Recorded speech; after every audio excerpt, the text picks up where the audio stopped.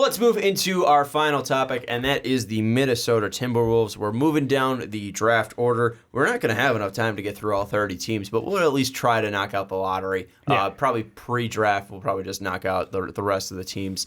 Maybe not the Celtics because they can kind of fuck themselves. Do a best of the rest. Yeah, we'll do best of the rest for team fits. We're doing team fits for the Minnesota Timberwolves. They'll be picking 11th in the upcoming NBA draft. I think that's correct. It is correct. It is correct. The Hawks are picking 10th, so and the smart, T-Wolves will be 11. Thanks. I have a good memory. So we're talking about best fits. I think let's just start off with the obvious. This is one that Dave and I have been driving home for the past 14, even our commenters knew. 14 mock drafts. Like when we do the Timberwolves, who are we going to say, Sean? It's Brandon Clark out of Gonzaga, 6'8", small forward, power forward, center extraordinaire. Came in pretty small at the draft combine, to put it frank. I think he was 6'6" without shoes, 6'8" with shoes. Didn't have a crazy wingspan either, but had great measurables. Great, speed, great vertical as well. All the drills, he really knocked it out for his size and his class. Yeah, and showed why he was such a great college player. Yep. Yes, he didn't have that size, that elite size of a typical rim protector, but he did have great, what's it called? Not vitals, but just great drills. Skill testing, skill testing at the combine that showed off, his elite athleticism that really put him on the map in college. So let's talk about why he is such an interesting fit for them.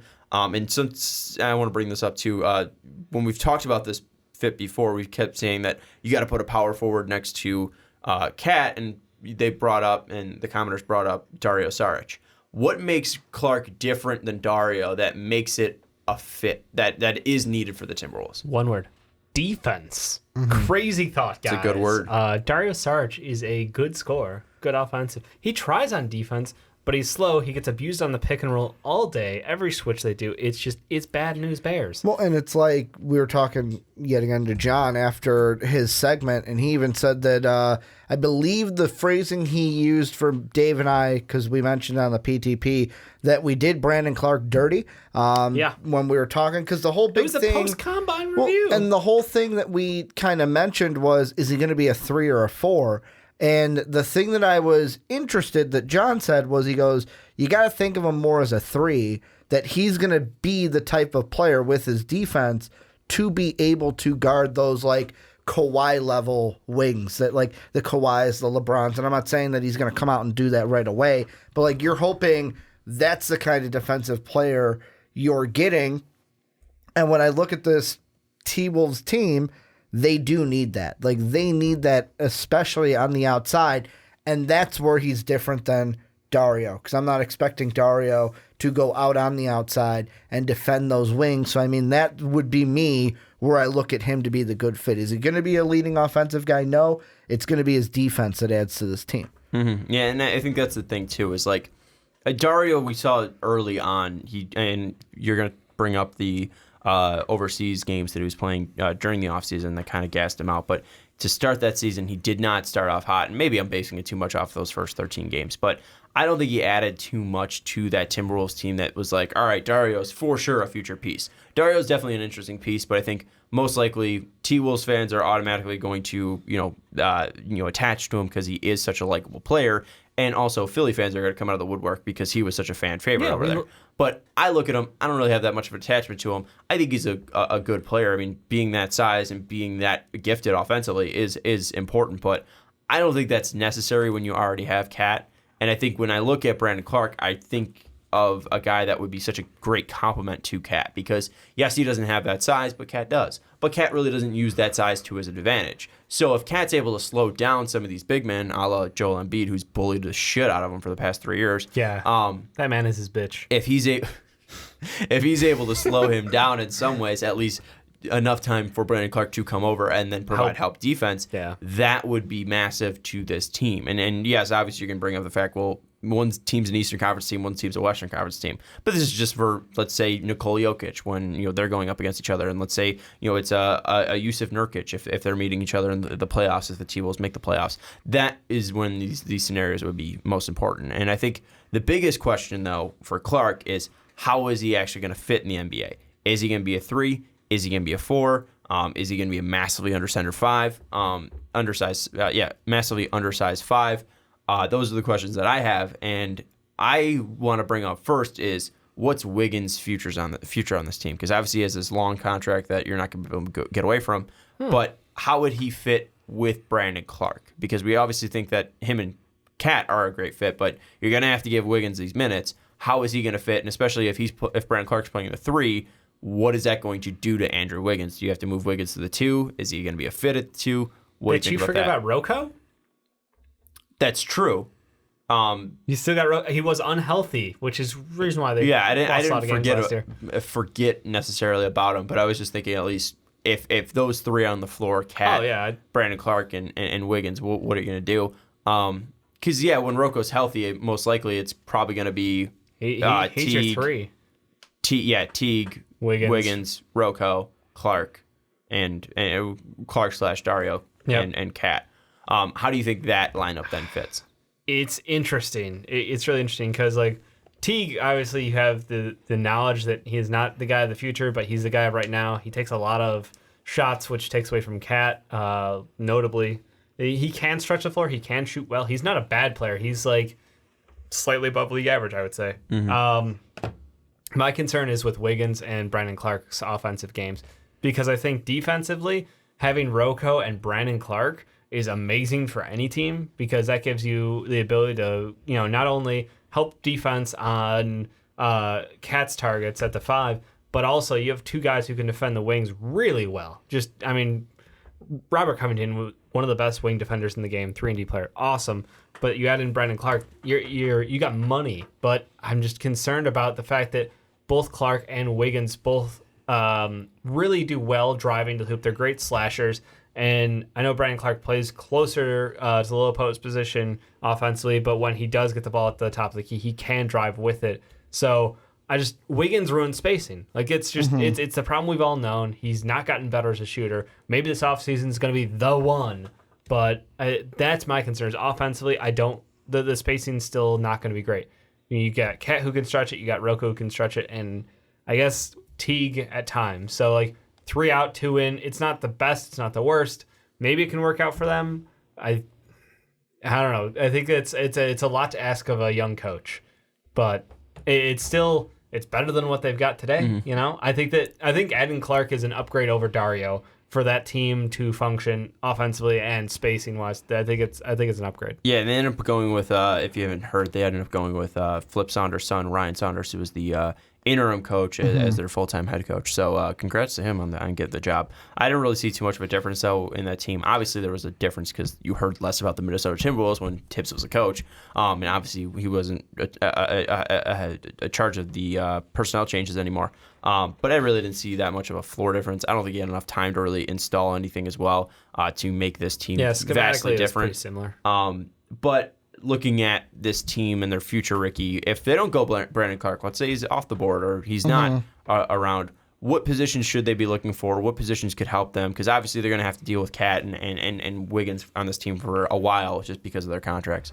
I'm thinking 2 guard, and that was the second thing. Like the 2 that I had in my mind were Romeo Langford and Kevin Porter Jr. But after you talking, Dave, about Andrew Wiggins and kind of being a space killer, I almost feel like Tyler Hero would be a better fit than either of those 2 guys because Tyler Hero is a guy that, because he can shoot better for me from the outside, like how I would rank it is Tyler Hero, Kevin Porter Jr., then Romeo. If I'm ranking the 2s, I would go for a 2 that's going to give me space, shoot from the outside, although you have Hero and Kevin Porter who can drive. The thing that intrigues me about Kevin Porter Jr. is the thing that we've said since the beginning.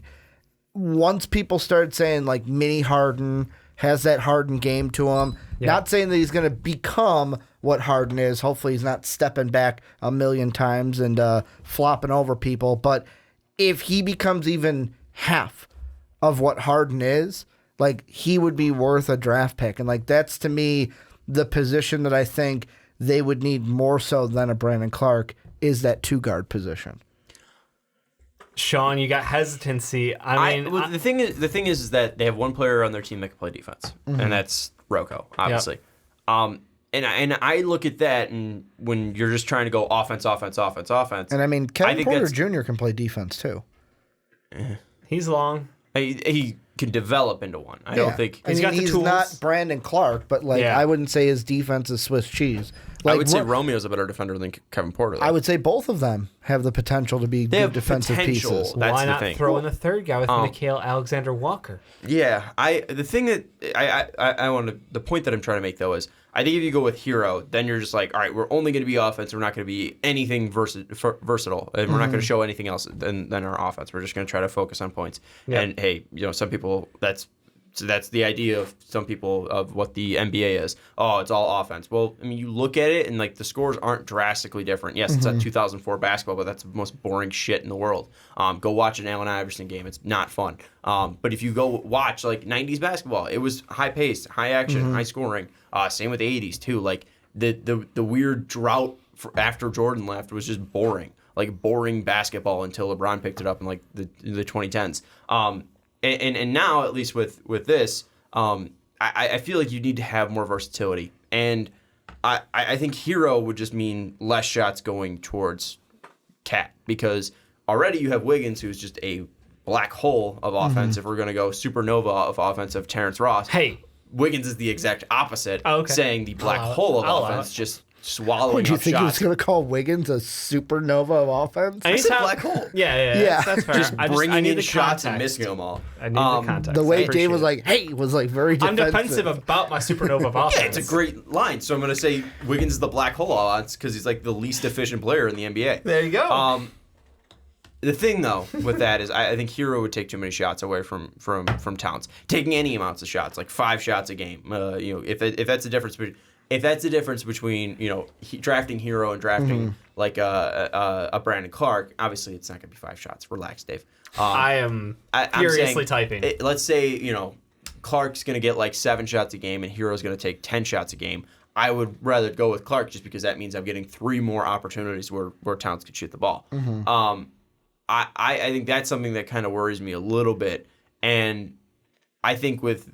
Again, bringing up the fact that Rocco's the only guy that can play solid lockdown defense, I worry about that being the I don't know, the idea of it. So I don't think really Romeo and Porter, although they have this high potential for being good defenders, I don't know if I want those 2 guys because I kind of find them kind of in the same spot as Wiggins, where they're just kind of right now at this point possible black holes of offense as well. I think they might be taking in shots, and since they're trying to find their range and find their rhythm and find their ability of what they can do in the NBA and what they can do in an offense, they might be guys that are also extremely inefficient. So I think best case scenario for them is something crazy happens, DeAndre Hunter falls to him.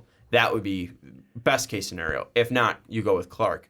If all of those options are off the board, I think you do look at Nicky Alexander-Walker because he can bring both ball handling in spurts. He doesn't need to be the guy. But he can play defense. He can shoot from the outside, which provides spacing for you. And obviously, if Wiggins is killing the spacing, at least Nicky Al can open it up a little bit more. And he brings versatility, being able to guard 1s and 2s and possibly even 3s as well. There's another guy, too. You mentioned DeAndre Hunter falling. That would work. There's another guy who I think has a better chance of falling than DeAndre Hunter that I think could fit very nicely with that team, and that's Ball. And the reason why I say that is, say what you want about the knees. We'll talk about it until we're blue in the face. Not the knees, feet. The feet, the knees, anything with a big guy. Feet are the thing that he hurt. Yeah, I know, but it's a big guy. So once the feet go, the knees go. It's everything. With big guys with the bodies of Ball. I know you can also mention what Dave and I talked about on the PTP of he's 208. He needs to kind of eat and gain some weight and get some muscle because he was injured. Walk. He can't work out. No. But the thing, genetics. Look at his dad. But the thing that I look at, how was he weighted earlier at 230 or at 220? Then that's the thing. He was weighted 238 in Oregon. Yeah. And we've seen consistently that when they were what they were listed at by their colleges, that they're at least 15 pounds less than at the combine. So Clark was, I think Clark's 20 pounds less than what he was in college. I think he was 248 in college, and he weighed in at the combine at 220. We've seen consistently that they beef up what they weigh on the college's websites and college's books to, I don't know, just give the illusion that they're bigger. I think that's something that is just cooked. I don't think he was ever 238, and I think that's a big problem. Is you look at his dad, and his dad was here for a very limited time because he was what. I was pulling up the Arthur lies on the internet meme. Oh, Why would they? but with Minute came over, and the whole big thing was like trying to get him to gain weight, and they just could not do it. And Bol's been here since he was born. When he was, I think he was. I don't think he was born here, but he's been here since he was like 4 years old. And he's been in AAU. He's been in high-level high school programs. He's been at a big school in Oregon. He's been able to have the ability to add weight, add muscle, and he's not been able to do it. I've never seen him as a muscular kid. It's never been shown.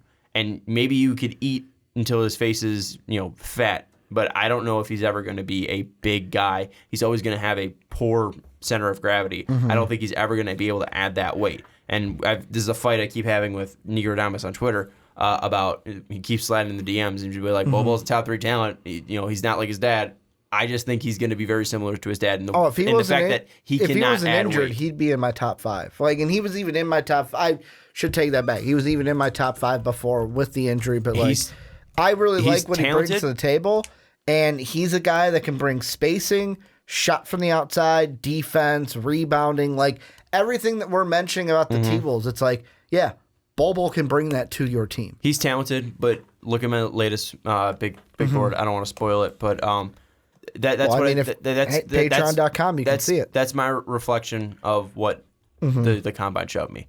I don't think he's going to be able to add weight. I do not think he's going to be able to be bigger. Yes, he's extremely talented, but I'm going to worry about his ability to stay healthy. I'm going to worry about his ability to be on the floor against bigger opponents, and I don't think that's what you need against Cat, who's already being pushed around, even though he is big enough. And who is he going to learn from? And just the question is, does he fall? Because I know in the last mock we did, Dave had him in the top 5. Both you and I had him to the Hawks. It's is he going to fall past the Hawks if he gets to those 2 picks? And if he does, then he's on the table for the T-Wolves. Let's bring up Jackson Hayes. Do you think that's a fit for the T-Wolves? If they're just going to go, just got big. If they're going to go for a 5, because we've talked about the 3 position, we've talked about DeAndre Hunter possibly falling. Ricky brings up Bol possibly falling at the 5 spot. I think Jackson Hayes would be more the pick if Bol and Hayes are on the board for them and they're looking 5 and possibly thinking about moving Cat to the 4. What do you think about Hayes then possibly being a fit for the T-Wolves? I think he's too damn raw, and that's gonna sound weird, but that team has 2 guys in their early 20s, and they're off their first contracts, or they're coming off of their first contracts at this point, and I don't know that you can add in a center who needs to put on size and skill. When you have one and not the other, okay, sure, but he has neither of those 2 things, so that would concern me. I think long term it might not be a bad move, but it's also how good do you think he's going to be? Because you look at centers in the NBA and defensive rim runners, we've seen them get run off the court in the playoffs. Now, I think this is the 3rd year in a row we've seen them run off the court in the playoffs. So I would be concerned about spending a pick that high on someone who is going to basically be your job here is to stand near the net, stick your hands up real high, and swat shots, which I get it. There's always going to be a need for that, but are you going to spend the 11th overall pick on that?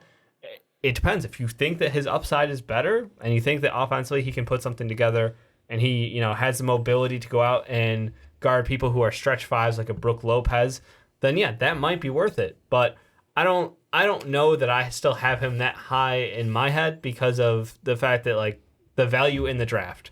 I think there's just so many okay centers out there that spending the 11th overall pick on someone who you don't see that upper end potential out of it's a risk. Well, let's talk about some upper end potential. Here's another guy that I want to throw out there. Let's say they keep Cat at the 5.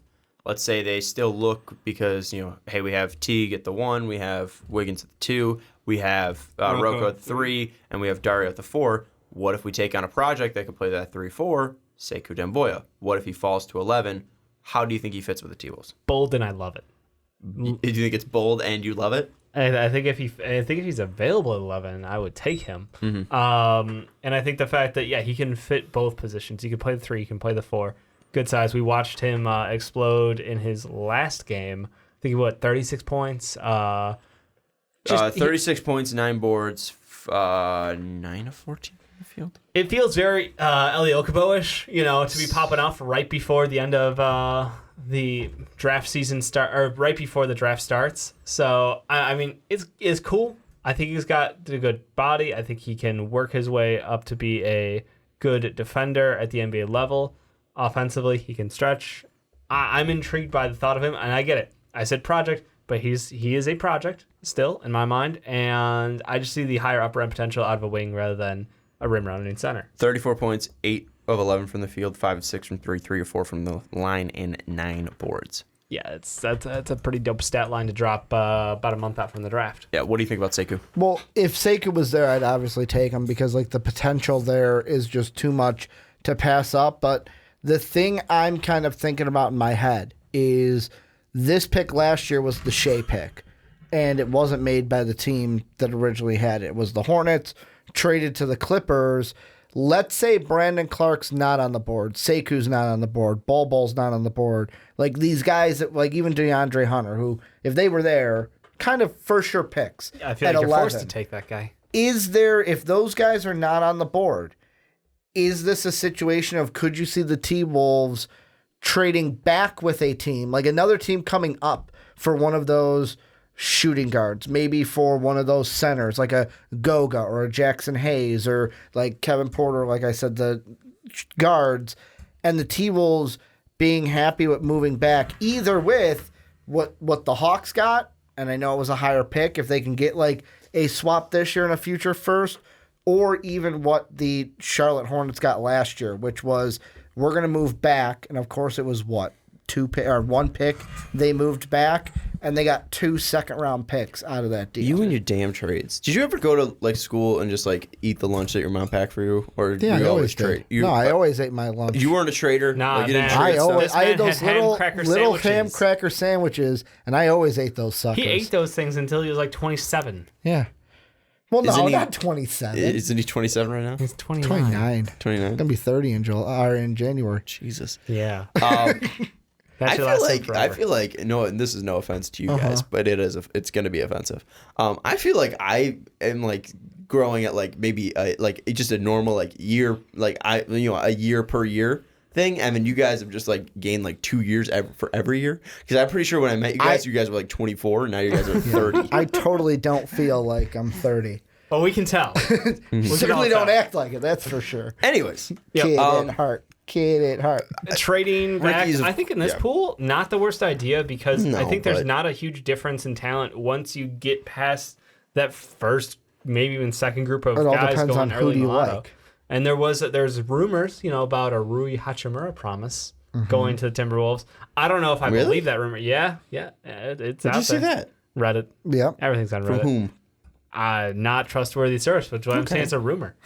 I just want to build it up that it wasn't from a trustworthy source. Yeah, it's probably not. I'm going to go with probably not. I did not fact check, but it did catch people's attention for a couple days. What if the Celtics are like, hey, we want a certain guy, we have so much room. What if we do 14 and 22?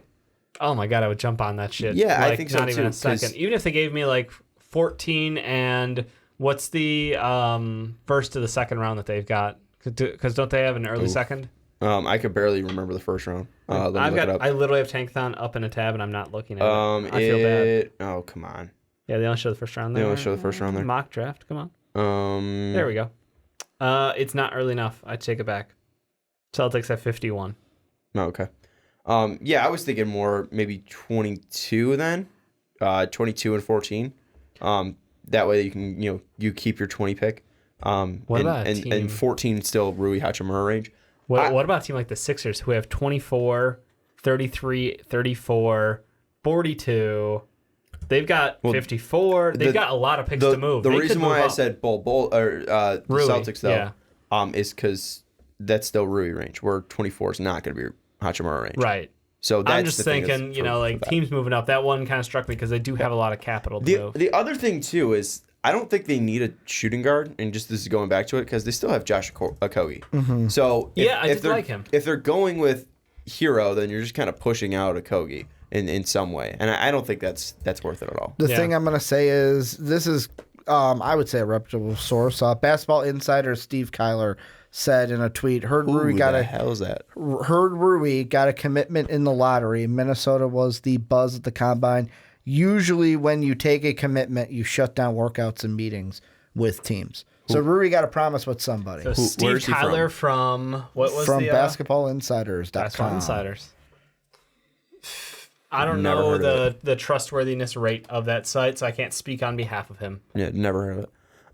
That doesn't mean it's bad. Doesn't mean he's not wrong. But it's not like a Woj. It's a rumor. He heard it at a place. No, it's not a Woj. Not a but I mean, or whatever. Yep. All right. I think that at least with all this thrown out there, I think that it could be possible that if they do trade back, they look at Hachimura, and that would be an interesting fit because he's either a 3-4. We talked about that already. You know, maybe you look for an offensive guy behind Rocco. Maybe you look for a guy who can possibly, develop into a defender and play the 4 position to help out Dario. I'm not a huge fan of Rui. If they go with him at 11, I think that'd be a little bit of a reach. If they traded back and got him at 14, would not mind that. I just worry about what he can actually do. But the big thing that I do like, at least about that fit for Minnesota, is he does not have to take shots and he does not have to play offense or lead offense to be effective on that team. And if he's able to use that length and his athleticism to play defense and be a disruptor, then I would like the fit. But I don't like him as being a third option. But if he's playing next to Cat, Wiggins, and let's say Dario, and he's playing the 3, that would give me more of a comfortability in his spot and in his role. Final thoughts. What do you guys think?